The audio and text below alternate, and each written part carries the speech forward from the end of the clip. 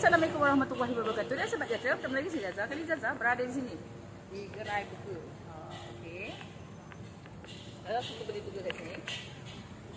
Daripada pesan sebelum pergi beli makanan sotong tom yam, dah order burger daging kat sini. Kita bersama dengan akak okey burger kat sini. Assalamualaikum kak. Nak tanya buka gerai burger ni pukul berapa? Biasanya pukul 10 ke atas lah. Suami dah pukul 10, 11 tu dah. Oh pagi dia buka dah? Sampai pukul berapa tu? Sampainya kalau tutup pukul 12 malam. Kalau suami kena lebih lah. Sampai pagi pun ada di dalam. Apa yang ada? Apa yang ada? Istimewa? Istimewanya burger, kelapa, coconut shake, air bancu-bancu ada lah.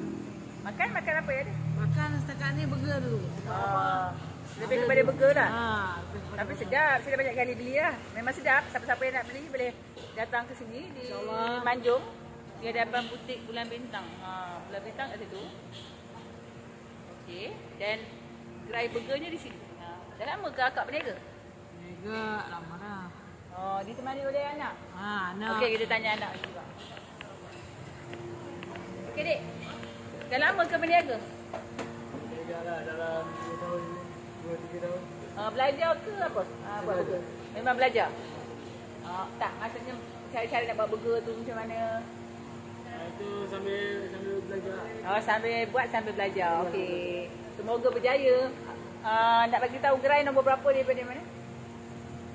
Tak pasti. Tak, maksudnya depan dengan butik Bulan Bintang. Depan butik Bulan Bintang. Di Manjung kan? Di Manjung.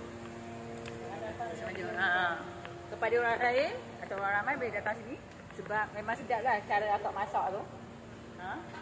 Lepas tu cuti hari apa kak? Cuti tak ada cuti. Kami memang tak ada cuti. Oh tak ada cuti? Kalau raya tu 1 hari, 2 hari ya. Hari raya haji ke apa? Raya haji. Boleh cuti jugalah sekejap. 1 hari mungkin lebih tu. Kalau ada haid cuti lah. Akak memang asal orang sini kan? Saya asal Bandar Mes. Saya orang Lekik. Orang Lekik. Maknanya berniaga dia lama berapa tahun? Berniaga dah. Dalam banyak tahun juga lah. Banyak tahun lah. Tapi memang sedap dah. Sampai suami saya pun ada puji. Memang sedap. Itu yang kita orang repeat lagi.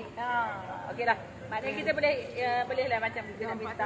Lepas pun ada dah. Maknanya kalau kita nak minta macam nak sos lebih ke, bawang Boleh, kurang tak ke, ada masalah. boleh. Boleh. Maknanya apa-apa ikut kehendak customer lah. Okey kak, terima kasih. Ni duit ni. Jadi tak ambil lagi. Ambil lah. Registration. Boleh tak ada kak? Tak ada. Tak ada. Ada tukar ke? Okay, selain burger ada juga pau.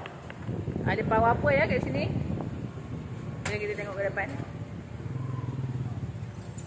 Kita ada pau kari ayam pandan, kacang, kari ayam dan